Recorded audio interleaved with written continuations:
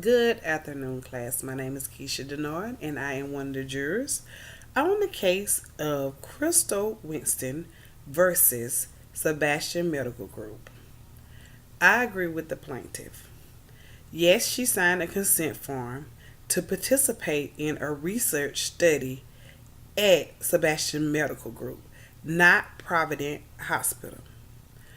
Providence Hospital should have not left a voicemail disclosing personal information and diagnostic codes of the patient on a voicemail.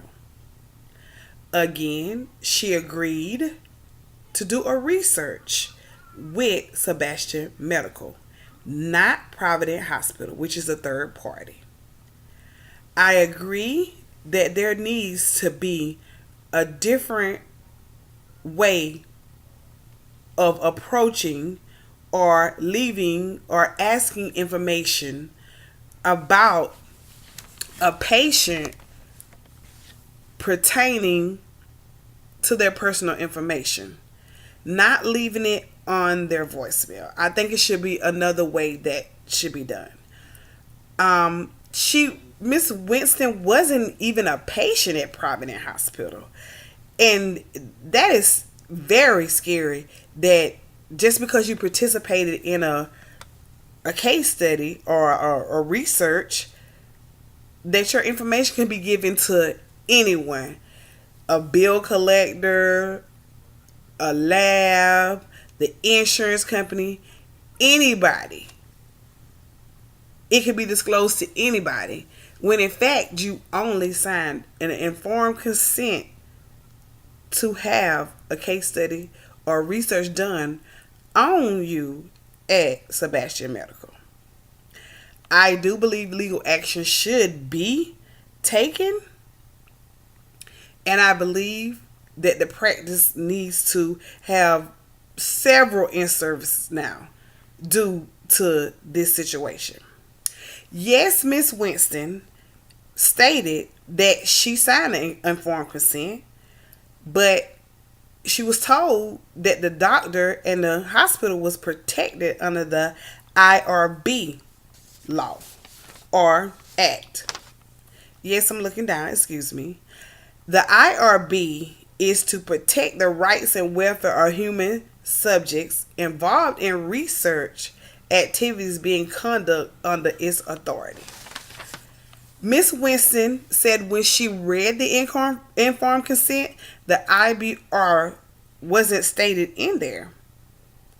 At that point, she probably should have called the doctor back and asked him to go over the informed consent with her because she didn't understand it before signing anything or giving any permission.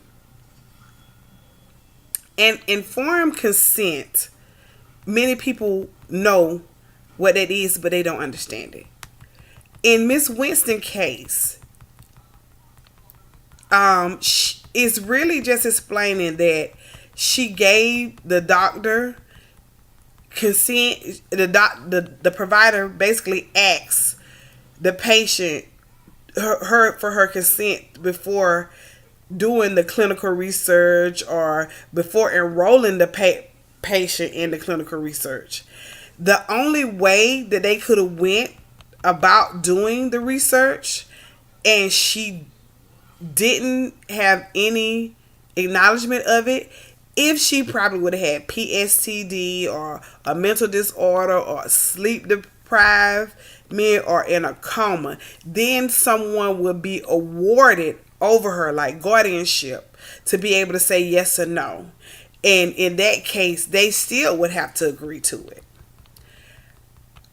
As far as them disclosing her information about being HIV, that was very dangerous because now her family knows her information, her family and friends, and someone could have possibly tried to harm or hurt her because of what they found out. Disclosing a person's HIV status is very dangerous. It's very risky, and which could result in her not having employment, violence, or just other consequences in her life. Up under the HIV Policy Resource Bank, it covers the state and federal laws to protect confidentiality of HIV related information and the rights and obligation of people with HIV with respect of disclosure of their HIV status in various settings.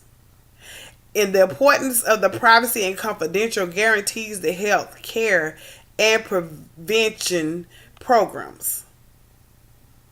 And it's a possibility that information disclosed like this, it could be result into legal action. And I believe that's what should be taken in this case. Miss Winston's health information or diagnostic codes should not have been given to a third party.